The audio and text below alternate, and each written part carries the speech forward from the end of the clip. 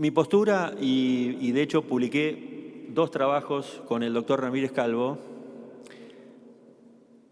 tenía que ver con un momento particular durante la campaña presidencial el año pasado, en donde la dolarización como concepto era un motivo de discusión, más allá de que no existía un proyecto de ley concreto o un proyecto concreto que uno pudiera analizar. Durante la campaña presidencial hubo declaraciones manifestando que la dolarización era inconstitucional, y lo que nosotros planteamos en ese trabajo es que para poder hacer un análisis acerca de si la dolarización es constitucional o no, hay que ver un proyecto concreto. Y le pongo un ejemplo. Asumamos que para dolarizar se confiscan todos los depósitos en dólares que hay en el sistema bancario. Esa dolarización sería flagrantemente inconstitucional por violación del derecho de propiedad.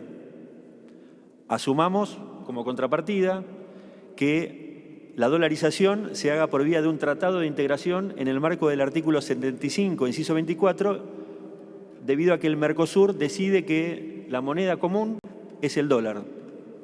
Ese proyecto de dolarización podría ser constitucional en la medida en que se cumplan con todos los parámetros previstos en el artículo 75, inciso 24. Es el Congreso de la Nación el que tiene la facultad para disponer o no la dolarización. El artículo que usted menciona a los efectos de una moneda en común no relega el control de esa moneda, porque es parte de un acuerdo regional en donde la Argentina, como miembro de uno de esos acuerdos, tendría control de la moneda.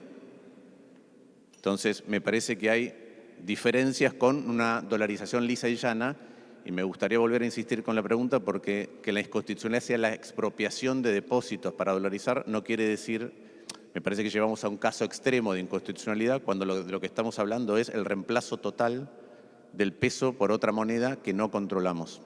Lo que me pareció en ese momento, junto con el doctor Ramírez Calvo, es que obturar una discusión sobre una cuestión tan importante y desecharla de plano no era correcto, sobre todo cuando los argumentos a los que se apelaba, por ejemplo, la idea que las atribuciones previstas en el artículo 75 son mandatos,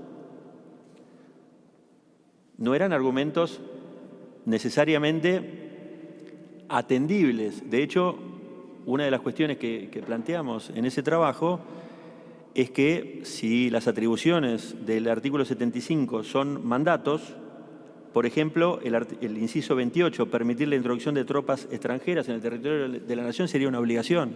Evidentemente no es así, y si no es así en el inciso 28, pero sí en otros incisos, lo que planteamos es que hay que tener una teoría para explicar por qué algunos incisos son mandatos y otros atribuciones.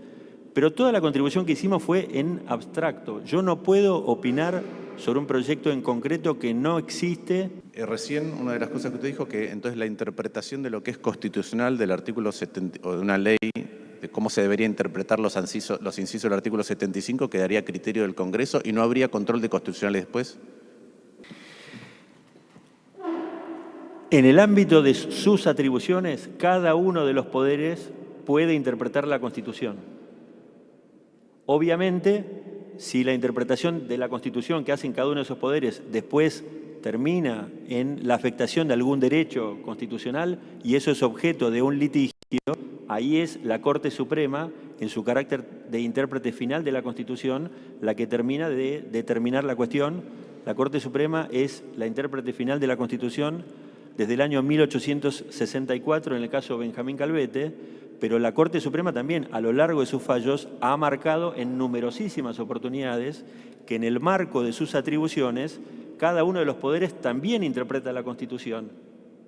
Eso es lo que marqué.